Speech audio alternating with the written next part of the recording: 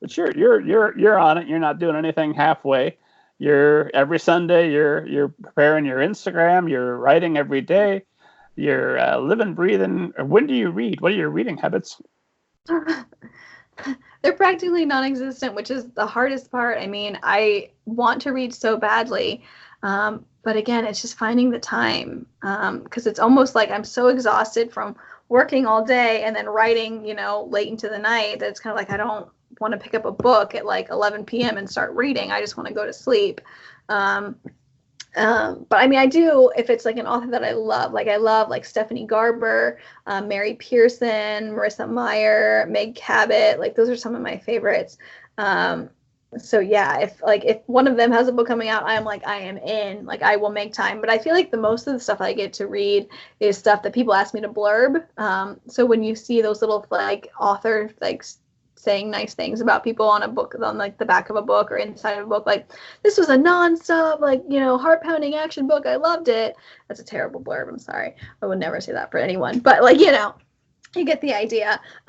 Like that's what people have to ask other authors to do that for them. So I've been getting asked a couple times to blurb things, so I feel like I get to read like books that haven't come out yet, which is fun, but then I can't be like, oh, everyone needs to go read this right now, because it doesn't come out for like 6 months. So that's kind of sad, but hang on that excitement. 6 months later, remember how you felt. Right? Yeah, no. Yeah, but then I have to remember that it like came out, like it already feels like, I mean, Tiger Queen comes out on September 10th, but I already feel like it's already pretty much out in the world, because I've had copies for a while, and people in Barnes and Noble's been shipping for a little bit here, so some people have copies, so it's kind of like, oh, it's already out there. It feels like it's out there, so. So as we're talking to you right ahead of a launch, other than getting the party ready that everyone's coming to now, because I want to have the tiger cake, it's going to be great. When did you start preparing for the launch? And at what point will you back off on marketing for Tiger Queen and switch over to Curse of Gold?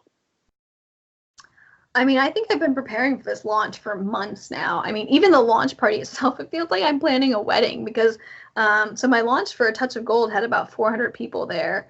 It was pretty big. And so I have to like get people to like cut the cake and greet people and pass out like tickets for the drawing for all the raffle prizes that we've gotten. And I have to have people help set up, all these different tables and things at the event. So for that part of it, I've been preparing for just like months and months, trying to think about what to do, how to honor my teacher, all that good stuff.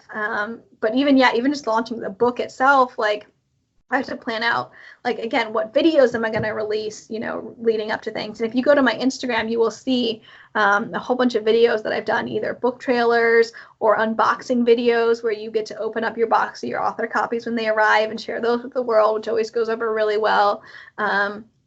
Different things like that I've kind of just been doing, thinking up, the publicity plan and the marketing plan and all that kind of stuff. Although I do have to say, on the actual day that my book comes out on September 10th, you're all going to laugh at me.